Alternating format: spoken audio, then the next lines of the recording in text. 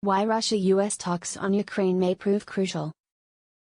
Senior diplomats from the US and Russia are meeting in the Swiss city of Geneva for the first of a series of crunch talks aimed at diffusing tension over Ukraine. The stakes for these talks on Monday are high. But both sides hold wildly different expectations. The US and other Western powers want to dissuade Russia from invading Ukraine.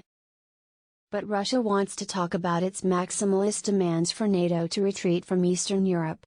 It's calling for NATO to pull its forces out of former Soviet countries, end any Eastern expansion and rule out Ukraine joining the alliance. Some US officials fear these demands are deliberately unrealistic, designed to be rejected and used as a pretext for military action. Other diplomats believe Russian President Vladimir Putin is aiming high to squeeze concessions out of a Western alliance that is willing to give ground to avoid war. They say the Russian president is effectively demanding an end to Europe's post-Cold War security architecture and the establishment of a Russian sphere of influence. A high price. Given this, the US and NATO have dismissed most of Russia's demands as non-starters. And the US has categorically denied reports it is considering possible troop reductions.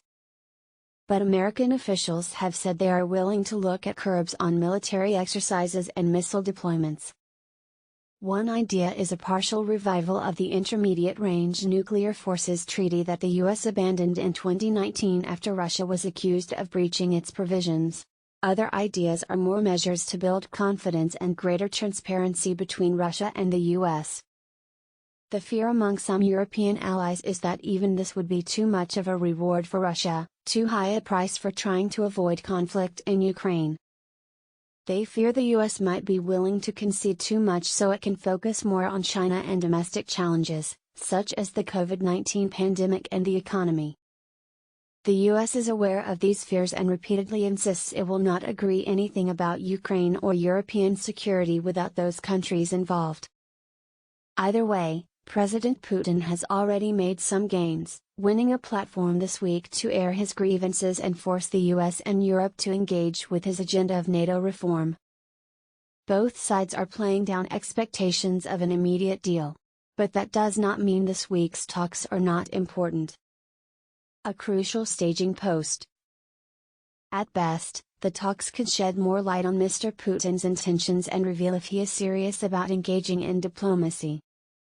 At worst, a breakdown could lead to war, allowing Mr. Putin to claim to his domestic audience that the West was not willing to talk and agree to his demands, and he was thus forced to act to ensure Russia's security. Western diplomats say they are ready for what they see as this false narrative, hence the NATO Secretary-General, Jens Stoltenberg, insisting the alliance is ready for any Russian military action, and the firm warnings from the US and Europe that any invasion would be met with massive economic sanctions. So, this week's talks could prove a crucial diplomatic staging post, with the fate of Ukraine and Europe's post-Cold War security architecture in the balance.